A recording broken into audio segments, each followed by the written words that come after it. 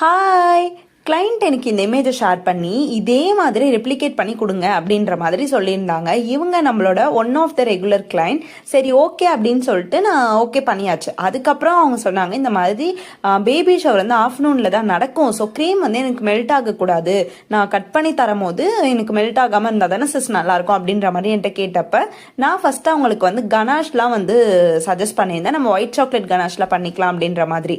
And லேட்டராக நான் என்ன நினச்சேன்னா நம்ம ஏன் பட்டர் க்ரீமை ட்ரை பண்ணக்கூடாது அப்படின்னு சொல்லிட்டு அவங்க கிட்ட திரும்பி போய் டெக்ஸ்ட் பண்ணேன், நம்ம பட்டர் க்ரீம்ல ட்ரை பண்ணலாமா சிஸ் அப்படின்னு. அண்ட் ஆல்சோ இதுதான் என்னோட ஃபர்ஸ்ட் டைம் அப்படின்றதையும் நான் சொன்னேன். அவங்க வந்து ரொம்ப ஸ்வீட், உங்களுக்கு என்ன தோணுதோ பண்ணுங்க, நீங்க என்ன வேணா பண்ணுங்க, நான் உங்களுக்கு உங்க மேல எனக்கு ஃபுல் நம்பிக்கை இருக்கு அப்படின்ற மாதிரி சொல்லியிருந்தாங்க.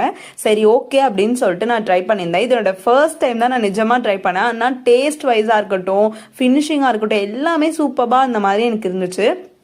ஸோ கிளைண்ட்டுக்குமே ரொம்ப சாட்டிஸ்ஃபைடு அப்படின்ற மாதிரி எனக்கு பெரிய ஒரு மெசேஜ் போட்டிருந்தாங்க. நான் எண்ட் ஆஃப் த வீடியோவில் அட்டாச் பண்ணியிருக்கேன், செக் பண்ணி பாருங்க. ஸோ உங்களுக்கும் இந்த மாதிரி பட்டர் க்ரீம்லாம் கேக்ஸில் வேணும் அப்படின்னா கண்டிப்பாக எனக்கு டிஎம் ஒரு கமெண்ட் பண்ணுங்க, இல்லை என்னோட காண்டாக்ட் நம்பர் இருக்கும், அதில் காண்டாக்ட் பண்ணி ஆர்டர் பிளேஸ் பண்ணிக்கோங்க. ஓகே.